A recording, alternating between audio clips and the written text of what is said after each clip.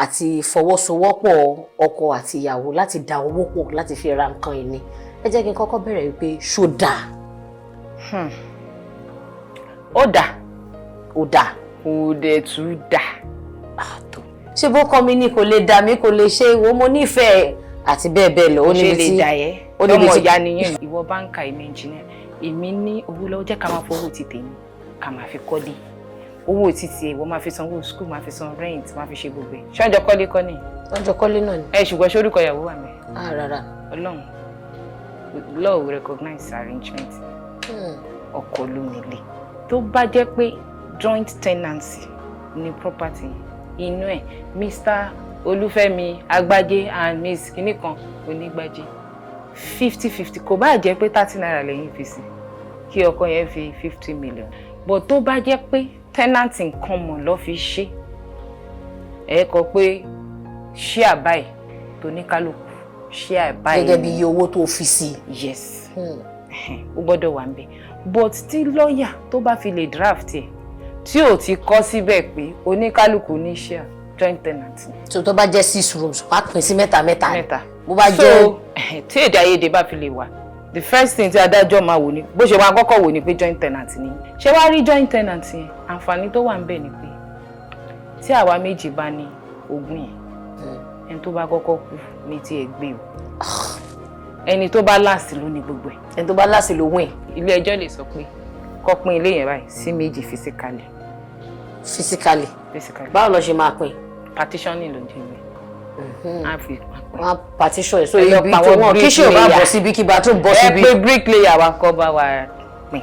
Ṣé má tàn yín ní ẹnu jẹ́ mẹ́ta yìí àwọn ìyá 52, 55, 60 lọ́wọ́ ń bá mi pé àwọn fẹ́ dúkà o.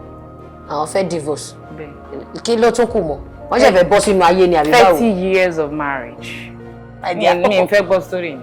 Advice tèmi ni pé tó bá ti di pé ọ̀rọ̀ owó dà yín pọ̀ ọ̀rọ̀ dúkìá dà yín pọ̀ kó ní kálukú kó gba lọ́ọ̀yà tiẹ̀.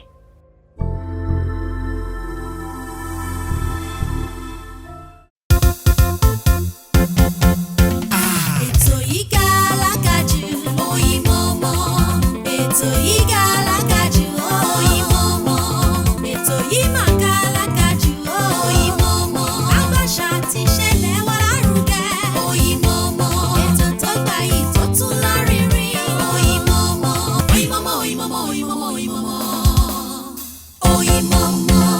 Ẹ káàbọ̀ padà sórí ètò wa Oyinmomo náà lètò. Like I always tell you, this is where we add honey to the spice of life. Lórí ètò lénìí a máa sọ̀rọ̀ nípa dídá owó pọ̀ láti fi ra nǹkan dúkìá láàrin ọkùnrin àti obìnrin pàápàá jùlọ lọ́kọláya. Ẹlòmíì láti boyfriend girlfriend wọ́n ti jọ ń ṣe nǹkan papọ̀ wọ́n ti jọ ń dowó pọ̀ wọ́n ti jọ ń ṣe joint relationship joint ownership wọ́n á tún máa ní àwọn jọ ń ṣe joint account ní boyfriend girlfriend tẹ́ẹ̀ tí mọ̀ bóyá Ọlọ́run á padà ṣámí sí.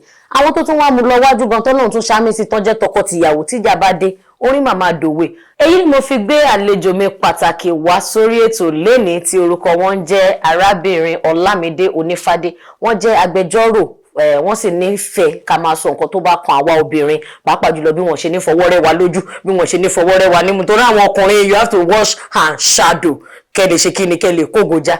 Barrister tí n bá pè ní barrister ilé ìfẹ́ barrister dẹ́nà ní barrister lawyer ẹ máa di chief judge láìpẹ́ káwọn adáhùn lọ ní. My court I beg to apply. Mo ti lọ kóòtù rí tájádọ́ ní kan sọ fún mi pé mo ti rẹ́rìn ju wọ́n tì mí mọ́lé o. Bẹ́ẹ̀ni. Mo níṣẹ́ yẹn náà tún wà nú ẹ̀ ni. Bẹ́ẹ̀. Téèyàn bá rẹ́rìn pé o kọ̀ Tẹ́ bá rẹ́rìn ju ẹ̀wọ̀n. Nǹkan tó kàn sọ yẹn kàn pa mí lẹ́yìn mo dẹ̀ sí náà. Ráńpẹ́ ni ẹ̀wọ̀n ráńpẹ́ kò di bí oṣù kan sí méjì. Ṣé ẹ̀wọ̀n náà ilé ìgbà tí èèyàn ṣọ̀bọ̀ ṣé ẹ̀wọ̀n tọ́ sí èèyàn náà ni. Ẹ káàbọ̀ sórí ètò wa mà. Ẹ ṣe àdúpẹ́ atọ́kùn. Bẹ́ẹ̀ náà ni àwa la tọ́kùn àwọn olóòtú yàtọ̀ àwọn olóòtú àgbà yàtọ̀ àti bẹ́ẹ̀ bẹ́ẹ̀ lọ.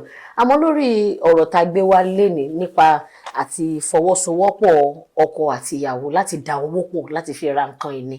Ẹ jẹ́ kí n kọ́kọ́ bẹ̀rẹ̀ wípé ṣó dáa. Ó dáa. Ó dáa. Kò dẹ̀ tún dáa. Àtò ẹja wo méjèèjì. Ó dáa ní pé ṣé mọ̀ pé kì í ṣe gbogbo èèyàn ló máa ní owó láti fi ra dúkìá. Àpèyẹ tó ń pe property dúkìá Nàìjíríà kì í ṣe nǹkan kékeré. Látòrí 50 million. Tó bá máa rí ní 20 million ra ó máa rìn. Èmi ò tí ì rí bí tẹ́tí bóyá ló Ṣàngó Ifọ̀ Pápálàntó ọwọ́ ọ̀nà. So tọkọ bá lówó tí ìyàwó bá lówó tó bá dé dàpọ̀ ṣé nǹkan àwọn méjì máa tètè di landlord. bẹ́ẹ̀ni. So ìyẹn máa dà gbọ́nà tí ò fi dá ni pé tí wọ́n bá tighten ẹ̀ dáadáa tán ní àsọyé tán dì í kán dì lámúre tó le tó bá wá di pé oní èdè àìyedè dé tí wọ́n ikú dé wàhálà yẹn máa ń pọ̀ nílé ẹjọ́ o so ọ̀nà tó fi dáwó dà ṣùgbọ́n tẹ́ bá máa ṣe kẹ́ má fi ọ̀rọ̀ ìfẹ́ ṣe ní táìmù yẹn o ẹ̀kọ́ tá a bá ń sunkún a máa ríran. person wey dey cry dey see road àmọ́ tán bá fi ọ̀rọ̀ ìfẹ́ ṣe ìfẹ́ náà ló ń jẹ́ kéèyàn wò wípé ọkọ mi ní 3 naira èmi ní 2 naira jẹ́ ká papọ̀ ó ti di 5 naira jẹ́ ká fi ra nǹkan. ìfẹ́ ni tá bá ti fẹ́ ṣe gbogbo dọ́kúmẹ́ǹtì tá fẹ́ parí iṣẹ́ gbogbo ẹ̀ kó má lọ sọ pé àwọn obìnrin mi wọ́n ní kò ní ìdí korúkọ mi wà ń bẹ̀ tọrúkọ ọkọ mi bá ti wà ń bẹ̀ ṣe bí nǹkan wa ni nǹkan tiẹ̀ náà nínú ọ̀rọ̀ dúkìá kò rí bẹ́ẹ̀. kò rí bẹ́ẹ̀ nínú àwọn tí wọ́n wá ń fi Mr and Mrs torí mo ti gbọ́ rí àwọn kan ní anybody lè jẹ́ Mrs èèyàn kéèyàn láyé lè jẹ́ Mrs tí wọ́n bá ti fi orúkọ ẹbí Mr and Mrs Ọlámídé bọ̀ tó bá kàn sọ pé Mr and Mrs Àjàní pé open báwo lọ àárín yẹn ṣe rí. ṣe rí ọ̀rọ̀ yẹn èmi máa ń gbọ́ ni o èmi ò rí ibi tó ti ṣẹlẹ̀ rí pé in the first place agbẹjọ́rò wo lọ́ọ̀yà wo ló draft ẹ̀ tí wọ́n bá gbé wá fún mi ọkọ àti ìyàwó in fact mi ní lórúkọ kan orúkọ méjì bẹ́ẹ̀ ṣe wà ẹ bá jẹ́ Mrs Dámilọ́lá Ọláòṣèbìkan àìmọye Mrs Dámilọ́lá Ọláòṣèbìkan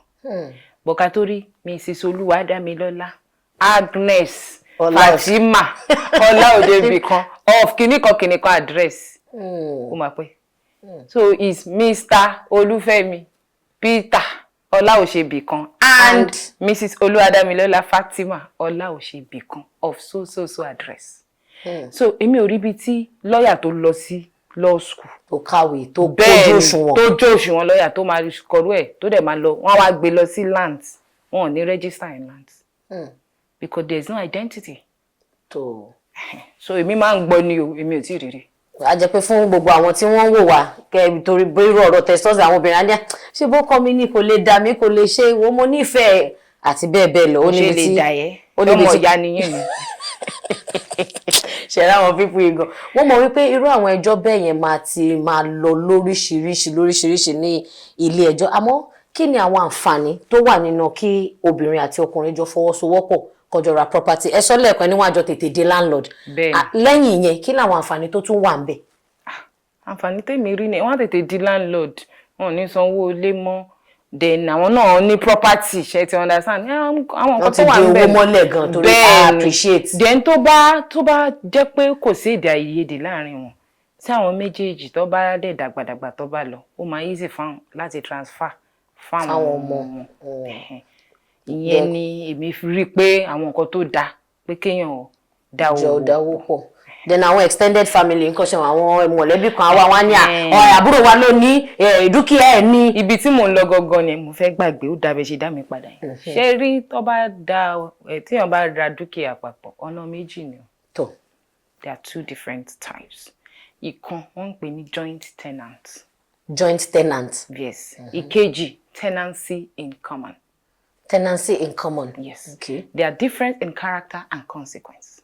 Now, tó bá jẹ́ pé joint tenancy ní property inú ẹ̀ Mr. Olúfẹ́mi Agbájé and Miss kìnìkan Onígbájé 50-50 kò bá jẹ́ pé 30 naira lẹ́yìn fi sí kí ọkọ yẹn fi 50 million sí tó bá ti jẹ́ pé bó ṣe draft ẹ̀. nìyẹn torúkọ àwọn méjèèjì wà ń bẹ̀ tí kò dẹ̀ sọ pé in different shares tí ò ti fi àlà sí ẹjọ́ níní o 50-50 bẹ́ẹ̀ tí but tó bá jẹ́ pé tenant in common ló fi ṣe ẹ kọ pé share báyìí tó ní kálukú share báyìí gẹ́gẹ́ bí iye owó tó fi sí. yes ó gbọ́dọ̀ wà ń bẹ̀ but tí lọ́ọ̀yà tó bá fi lè draft ẹ̀ tí ò ti kọ síbẹ̀ pé oníkálukú ní share joint tenant ni. tó bá jẹ́ 6 rooms wá pín sí mẹ́ta ni bó bá jẹ́.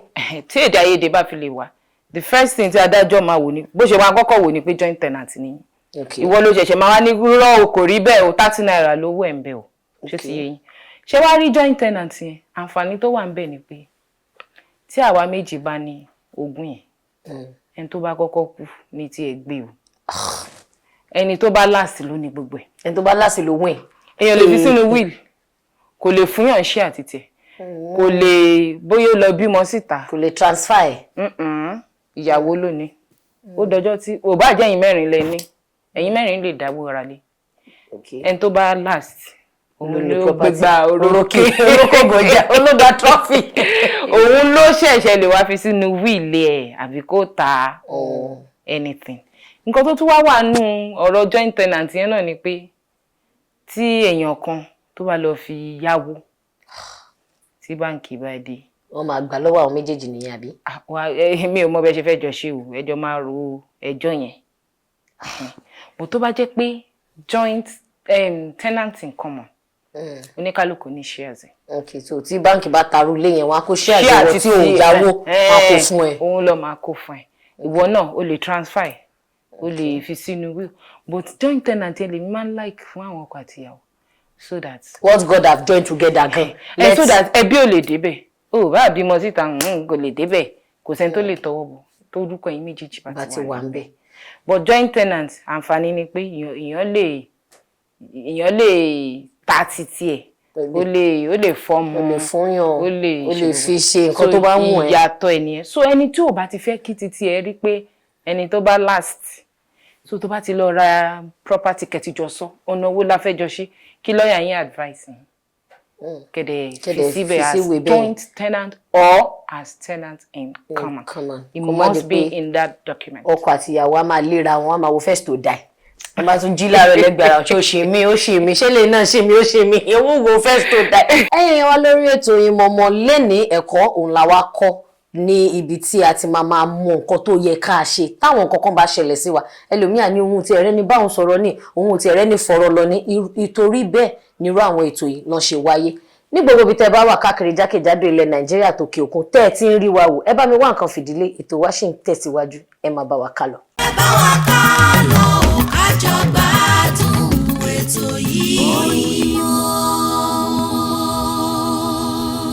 ní gbogbo nǹkan tí a bá ń ṣe ẹ jẹ́ ká gbìyànjú láti rí wípé nǹkan tó tọ́ àti nǹkan tó yẹ là ń ṣe ẹlòmíì ò mọ̀ kò tún ní wá lanu béèrè pé ẹjọ́ o ọ̀nà wo la máa rìn sí o ibo la máa gbà o ibo la máa já sí. lórí ètò Ìmọ̀ọ́mọ̀ lẹ́ni à ń kọ́ra wa nípa àwa ọkọ àti ìyàwó tá nífẹ̀ẹ́ ara wa dénúdénú tá wò pé jẹ́ ká máa fọwọ́sowọ́pọ̀ àgbájọwọ́ òun la fi ń sọ̀yà kájọ fi gbẹ́rù dórí bọ́ tápá bá ro èèyàn kan ṣẹ́rù ò ní dànù ṣé ẹrù ò ní fọ́ ẹ jẹ́ ká máa mọ bá ṣe fẹ́ incorporate irú ìfẹ́ tí a tiẹ̀ ní síra wa gan.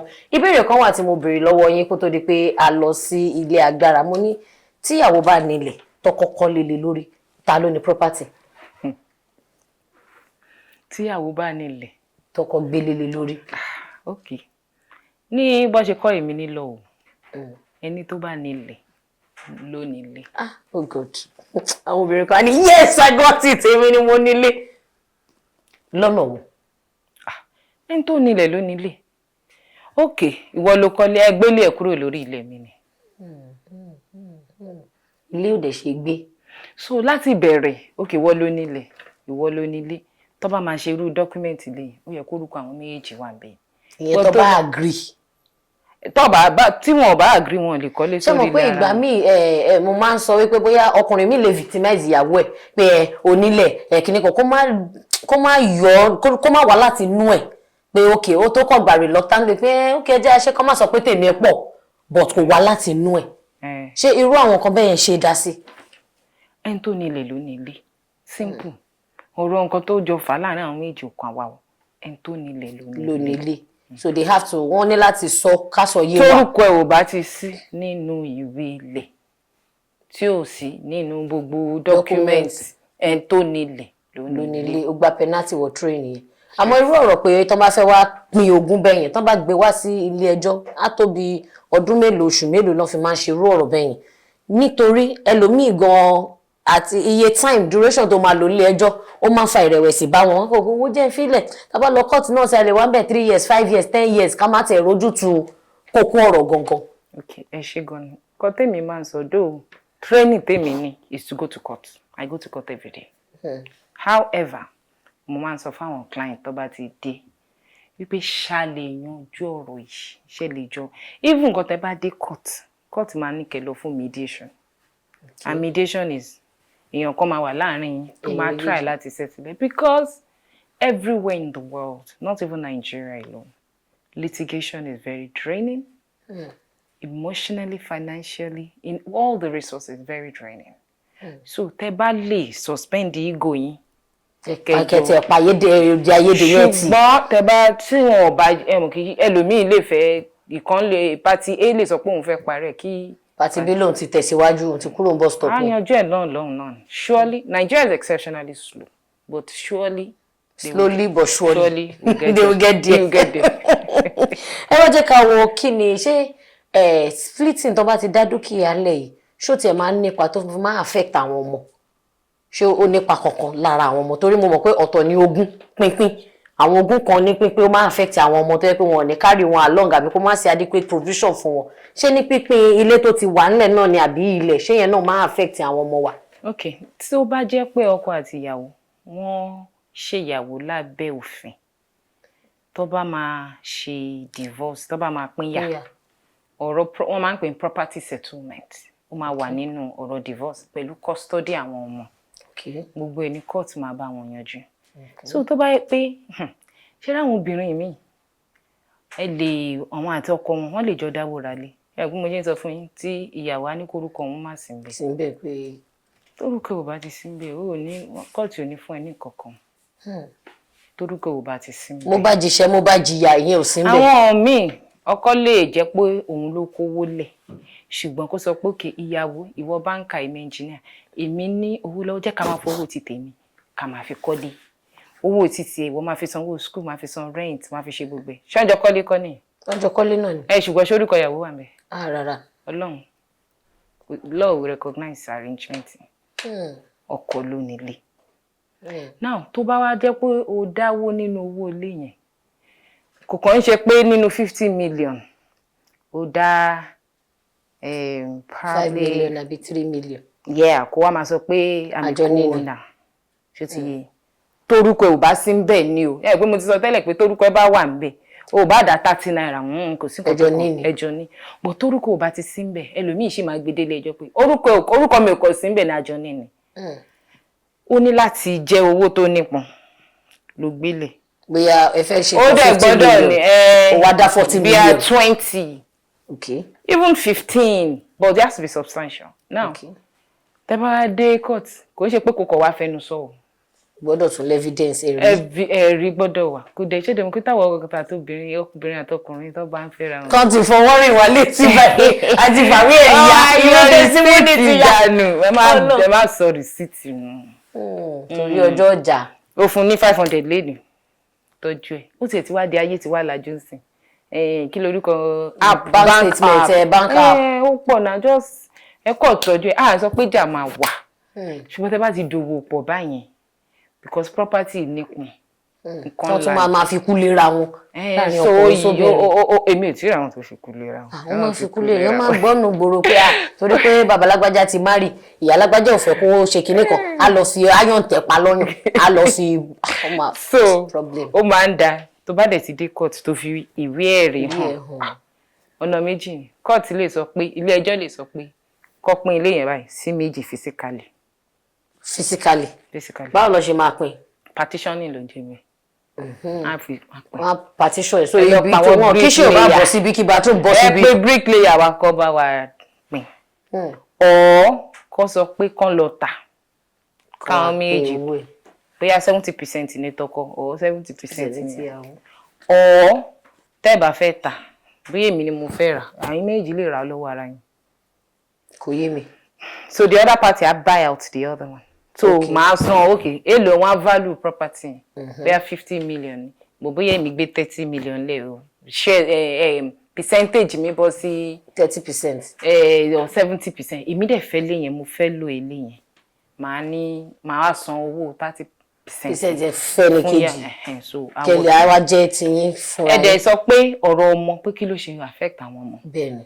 Tó bá yẹ pa under the law làwọn méjì fi fẹ́ra wọn court máa decide ó dẹ̀ mà ìgbà míì ó lè ní kọ́kọ́ fi lélẹ̀ torí àwọn ọmọ is a great consideration especially tó bá yẹ pé property is matrimonial home bí táwọn ọmọ yẹn dàgbà sí. court lè ní káwọn ọmọ yẹn wà ń bẹ̀ títí di last one máa pé 21. Okay. wọ́n lè wá tàǹgbà yẹn or something but children are a consideration. Okay. ìyẹn náà. but tí wọn ò bá fẹ́ ara wọn. legally pé lábẹ́ òfin. ẹ máa lọ sí court bí ẹni lọ Òṣòdì ni. no bí ẹni tí ò fẹ́ra wọn ni o bí ẹni tí ò mọ̀ra wọn rí court máa dá ẹjọ́ yẹn bí ẹni tí ò mọ̀ra wọn rí. so tán bá dé court gan lè má kíra wọn. kò sí tó kẹ́ anybody. ọ̀rọ̀ ilé ẹjọ́ yìí máa ṣòro. ẹ wo èmi lérò wípé ní gbogbo nǹkan tá a bá ń ṣe first thing àwọn èèyàn kan náà ti trust wọn ní mo fi inú wénú wọ́n ti fẹ́ra wọn 30 years omi ìpè kan máa tó ká wọ́n fẹ́ra wọn 40 50 years. ṣé nǹkan fẹ́ má tàn yín ní ẹnu jẹ́ mẹ́ta yẹn àwọn ìyá 52 55 60 lọ́wọ́ ń bá mi pa àwọn fẹ́ dúkà o. àwọn fẹ́ divorce. bẹ́ẹ̀ kí ló tún kù mọ́ wọ́n ṣe fẹ́ bọ́ sínú ayé ni àbí báwo. 30 years of marriage. mo mọ̀ wípé púpọ̀ náà àwọn obìnrin wa bí wọ́n ṣe bí wa ò dọ́gba ṣe mọ̀ àwa kan ní privilege láti kàwé ju àwọn kan lọ àmọ́ àwọn tí ó kàwé yẹn náà ìgbà míì Ọlọ́run máa tún bùkún iṣẹ́ apá wọn wọ́n máa ń lówó dání wọn nǹkan tó wà nínú ìwé ni kí ni ọ̀rọ̀ ìyànjú advice tẹ̀lé fáwọn ọkọ àti ìyàwó pé ìfẹ́ yín o hot o ẹ fẹ́ máa dòwò pọ̀ every possibility pé ẹ fẹ́ jọ máa ṣe nǹkan títí ayé ó possible lóòótọ́ àmọ́ ẹ tún wo àwọn kan báyìí ẹ wo àwọn kan báyìí kí ni advice fáwọn couple. advice tèmi ni pé tó bá ti di pé ọ̀rọ̀ owó dà yín pọ̀ ọ̀rọ̀ dúkìá dà yín pọ̀ kó ní kálukú kó gba lọ́ọ̀yà tiẹ̀ ṣó ti yé yín kẹ́dẹ̀ meet at the round table kó dẹ̀ draft document kó ní kálukú tọwọ́ bọ̀ but you must always make it legal. Okay. Have document to support your have your own lawyer let the other party have. ìfẹ́ ò sí inú yẹn pé àtúnjọ gba lọ́ọ̀yà papọ̀. ìdí tí èmi ò kí n fẹ́ sọ pé kọjọ la gba lọ́ọ̀yà papọ̀ ni pé tó bá wá di pé wàhálà ṣẹlẹ̀ lọ́jọ́ ọ̀la ó lè lo bribe wọ́n ló mú wá èmi mo mú wá ó ti bribe lọ́ọ̀yà yẹn ó fi sọ́dọ̀ ọkọ mi kò fi sọ́dọ̀ tó so nítorí ẹjọ́ wẹ́wẹ́ tó bá náà bá ti bùkún ẹ ṣe rí owó tí lọ́ọ̀yà máa gbà ó kéré nínú owó nǹkan téèyàn lè sọnù lọ́jọ́ iwájú àtẹjọ́ wẹ́wẹ́ wàhálà tó máa wà ń bẹ̀ most of these things ẹ bá ti tidy ẹ̀ láti ilẹ̀ kò kí ń sí wàhálà. fún àwọn tó ṣẹ̀fẹ̀ ṣe ìyàwó náà tó ń wò pé okay well it's not a bad idea ká ní joint account kí ni advice fún nǹkan kan náà ìfà kan ló dá fáwọn méjèèjì tó ẹ̀yin èèyàn wa lórí ètò Oyinmomo lẹ́ni ẹ ti gbọ́ ẹ̀yin obìnrin tẹ́ ń gbọ́ wa ẹ̀yin ọkùnrin náà tẹ́ ń gbọ́ wa wọ́n ní ó kan obìnrin kò kan ọkùnrin rárá o bó ṣe kan obìnrin náà ló kan ọkùnrin kọkùnrin máa ní wọ́n fọwọ́ lágbá mi lójú ni wọ́n cheat mi ni ìyàwó mi tẹ́lẹ̀tẹ́lẹ̀ yẹn ó ti lọ bá dájọ́ sùn adájọ́ favour ẹ̀ ní rárá ó máa ń sáwọn kọ̀ọ̀kan tó yẹ pé clear case ni. sísítà mi ṣe mọ̀ pé mi àti ìyàwó mọ̀ sínú mọ̀ sí kù ni wa àmọ́ ẹ jẹ́ fi eléyìí ṣe àṣekágbá ètò pátápátá kí gangan ni ọ̀rọ̀ tẹ́ lè sọ fáwọn obìnrin nípa pé ká fẹsẹ̀ wá dúró ká níṣẹ́ lápá kó má di ọ̀rọ̀ èdè àìyedè létà ọkọ mi ló kúkú fowó magílẹ̀ dáàdì wa tá a bá rí wọn à lè sanwó school fees lórí mọ̀ páwọn obìnrin ìsìn àti ń já àdẹ̀tí ti ń jára wa ẹ jọ̀ọ́ ẹ bá mi já àwọn obìnrin ká fi yẹn pa ojú ètò yìí ká fi kásẹ̀ ńlẹ̀.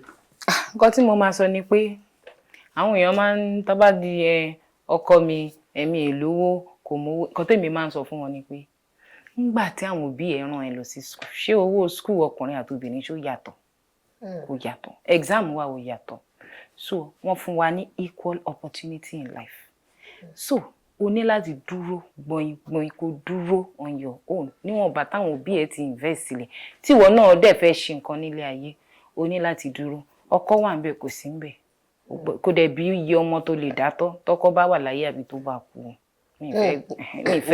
mi like kí n máa ráwọn ọmọ lójú títí kan máa tọrọ owó torí bàbá wọn kù ó máa ń fọyàn lórí ó máa ń jẹ́ kéèyàn ronú èmi láìkí ibi tẹ́sọ ẹ̀ bàbá wà bàbá ò sí kóbìnrin bí iye ọmọ tó mọ̀ pé òun lè tọ́ o. dáàdi wa dé wọ́n kọlù mí round 1 wọ́n dé wọ́n kọlù mí round 2 ó bá dé round 5 round 6 round 7 ó wá di dáàdi wa wá di wẹ́lú ọlọ́run jẹ́ kó tètè change address ó wá kú ó god wá ní bó ni mo fẹ́ káwọn ọmọ méje lọ. mi ò fẹ́ gbọ́ story mo mọ̀ pé irú àwọn story yẹn gan á máa rùn yán pé òṣèwà bímọ púpọ̀. Amòfin Ọlámídé Onífádé mo fẹ́ fi àsìkò yìí dúpẹ́ lọ́wọ́ yín pé mo mọ̀ pé àwọn èèyàn ti ẹ̀pọ̀n chambers tán fẹ́ rí yín wàhálà no dey finish téèyàn bá ti wá ṣoṣo dandan ni kò rí ṣoṣo báwo lẹ́yìn gan ṣe ní time fún dáàdì àtàwọn ọmọ láàrin gbogbo ṣe yìí. Iṣẹ́ ara mi ni mò ń ṣe. ẹ lè jí 11. mi lè jí 11. planning and planning.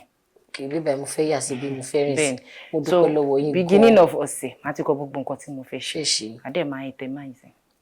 díẹ̀ so yẹn ló fún yín láǹfààní àti gbọ́ táwọn ọmọ náà tí dáàdì náà dẹ̀ já sí tara ọkàn wọn. iṣẹ́ náà dé ń lọ. Iṣẹ́ náà dé ń lọ, àdúpẹ́ lọ́wọ́ náà. Mo fi àsìkò yìí sọ wípé ẹ ṣeun gan, àdúpẹ́ pé a tún pè yín nínú àìráyè, ó ti di bí ẹlẹ́ẹ̀kejì àbẹ́lẹ́ẹ̀kẹta tẹ máa wá bá wa péjú ṣe ètò lórí ètò Oyin Mọ́mọ́. Àtúnṣe máa pè yín torí ẹni tó bá ní ọgbọ́n náà yẹ ká showcase ẹ̀ sáyé pé ọgbọ́n ń bẹ hàn yín. Àmì ìlú ohun mi kì í kọ fújì fún yín, but tí bá kọrin fún yín ṣe máa jó. Fújì. Òbí ní kẹ́kọ̀ọ́. Òbí. Òbí máa jó. Ìran jẹ̀bú kan dẹ̀ ń wo sọ ni wàá máa gbọ́ wo be mi mọ̀ jẹun olówó láyé mọ̀ ìyẹn slow ẹ̀ nílé jò dáadáa. Kí lórí òwe tẹ nífẹ̀ẹ́ sí jù? Ìgbà ló yẹ ká ṣe Elédùmarè. Elédùmarè ọba o, àjùbà kí wá ṣe. Gbogbo ayé olórin tẹ́ ń wò mí lẹ́ni tẹ́ bá ti pàdé arábìnrin Lámídé Onífádé pàtí ẹ ṣàṣọ́ọ̀kì wọn lórí yẹn wọ́n á bó káàdì táyà.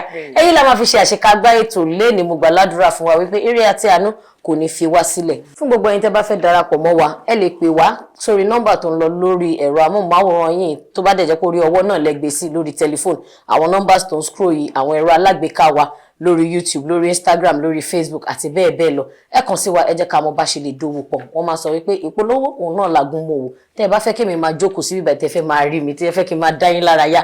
Owó náà fi ń do something o. Owó náà fi ń do something o. Ó dìgbà kan náà, ire. Ètò yìí gàlágàjù, Oyin Mọ́mọ́. Ètò yìí gàlágàjù.